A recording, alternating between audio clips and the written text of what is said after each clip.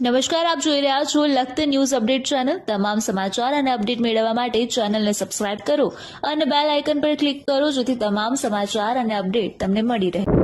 ધાંગધ્રા બ્રાન્ચમાંથી નીકળતી આ કેસરિયા D3 કેનાલનું repairing કામ ચાલી રહ્યું છે ત્યારે સ્પષ્ટપણે જોઈ શકાય છે કે અહીં સાઇટ ટુ વર્કનું બોર્ડ મારવામાં આવ્યું નથી। તેની અંદર પ્લાન એસ્ટિમેટ લગાડવાના હોય છે જેથી કરી અને જાહેર જનતાને ખબર પડે કે આની અંદર શું શું મટીરિયલ વાપરવાનું છે, કેટલો થર આવશે, કેટલીની ઊંચાઈ આવશે, કેટલી ઊંડાઈ આવશે। પરંતુ છેલ્લા ઘણા સમયથી સુરનગર જિલ્લા વિકાસ અધિકારીને આ અંગે અવારનવાર રજૂઆત કરવા છતાં તેમના દ્વારા કર્મચારીઓ ઉપર સેક્શન 223 મુજબ કામગીરી નહીં કરવામાં આવતા આ બનાવ બની રહ્યા છે।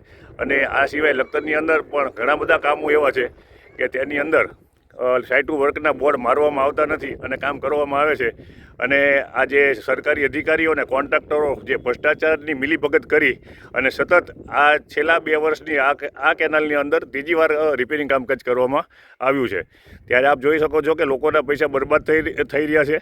અધિકારીઓ ઉપર જિલ્લા વિકાસ અધિકારીથી લઈ અને રાજ્યના અધિકારીઓ પણ કોઈ પણ પ્રકારના પગલાં ભરતા નથી। તેના હિસાબે ભારત દેશની અંદર ભ્રષ્ટાચારે માજા મૂકી છે।